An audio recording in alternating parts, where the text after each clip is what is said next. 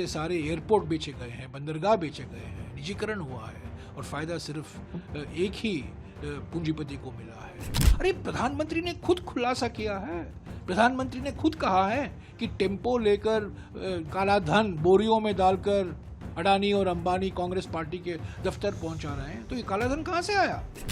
देश में लोकसभा का चुनाव चल रहा है। 5 चरणों की वोटिंग संपन्न हो चुकी है। बाकी के 2 चरणों की वोटिंग 25 मई और 1 जून को होने हैं। ऐसे में देश की तमाम राजनीतिक पार्टियां बड़े बड़े दावे कर रही हैं। एक तरफ एनडीए 400 पार का नारा लगा रही है, तो वहीं विपक्ष की एनडीए गठबंधन इस बार सत्ता में वापसी की तैयारी कर रही है।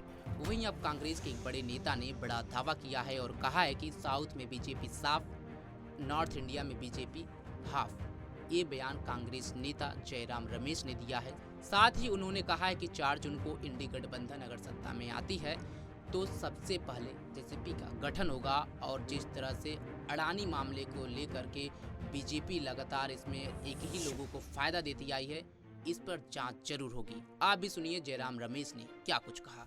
428 सीटों पर चुनाव हो चुका है, 115 सीटों पर चुनाव होना बाकी है। पर पहले 2 चरण के बाद ही बिल्कुल साफ हो गया, बिल्कुल स्पष्ट हो गया था कि दक्षिण भारत में बीजेपी साफ और उत्तर भारत, पश्चिम भारत और पूर्वी भारत में बीजेपी हाफ। तो अभी तो तय हो गया है कि 4 तारीख को कांग्रेस पार्टी और इंडिया जनबंधन के पार्टियों को स्पष्ट और निर्णायक बहुमत मिलेगा। जनादेश उन्हीं को मिलेगा। प्रधानमंत्री कुछ भी कहें, गृह मंत्री कुछ भी कहें, वो अपनी ही दुनिया में रहते हैं और अपने ही कार्यकर्ताओं का हौसला बढ़ा रहे हैं।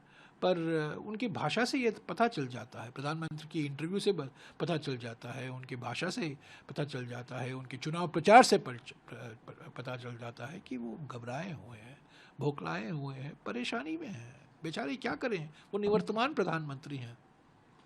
310 सीट का दावा जो और आज देखिए, आज सुबह भी अखबारों में, दुनिया भर के अखबारों में आया है टेम्पो चलाने वाले अडानी का एक नया मिसाल घोटाले का, मुडानी घोटाले का।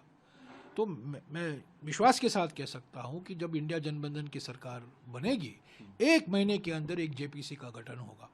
ये जो मुडानी घोटाला है, जिसमें अडानी और प्रधानमंत्री, निवर्तमान प्रधानमंत्री के बीच में जो संबंध रहे हैं और जो घोटाला हुआ है, जिस तरीके से शेल कंपनियों 20,000 करोड़ रुपया रखा गया है, कहाँ का, किसका रुपया है, जिस तरीके से सारे एयरपोर्ट बेचे गए हैं, बंदरगाह बेचे गए हैं, निजीकरण हुआ है और फायदा सिर्फ एक ही पूंजीपति को मिला है, ये सब जेपीसी इस पर पूरी जांच करेगी।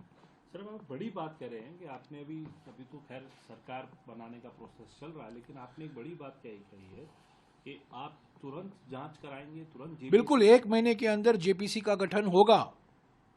1-2 दिन में प्रधानमंत्री नियुक्त हो जाएंगे, इंडिया जनबंधन के प्रधानमंत्री, और देखिएगा जब पार्लियामेंट का सत्र बुलाया जाएगा और जेपीसी का गठन होना ज़रूरी है, अनिवार्य है और बिल्कुल होना ही है। क्योंकि जिस तरीके से खुलासे हो रहे हैं, अरे प्रधानमंत्री ने खुद खुलासा किया है, प्रधानमंत्री ने खुद कहा है कि टेम्पो लेकर काला धन बोरियों में डालकर अडानी और अंबानी कांग्रेस पार्टी के दफ्तर पहुंचा रहे हैं। तो ये काला धन कहां से आया? आपने तो नोटबंदी कर दी 8 नवंबर 2016 को। आपने कहा, देशवासियों को कहा, मित्रों नोटबंदी मैं कर रहा हूं कि सारा काला धन समाप्त हो जाएगा। पर आप चुनाव प्रचार में कह रहे हैं, अडानी का नाम ले रहे हैं, अंबानी का नाम ले रहे हैं, टेम्पो ले रहे हैं, कह रहे हैं टेम्पो, ट्रक भी नहीं, गाड़ी नहीं, टेम्पो, और टेम्पो में काले धन की बोरी ले जा रहे हैं। इस पर तो जांच होनी चाहिए ना। तो सारा जांच, मुडानी घोटाला का जांच, निजीकरण, कोयला, बिजली, बंदरगाह, ये सब मुद्दे हैं। और पिछले 10 साल में अगर एक पूंजीपति को फायदा मिला है प्रधानमंत्री की नीयत और नीतियों से, वो है गौतम अडानी।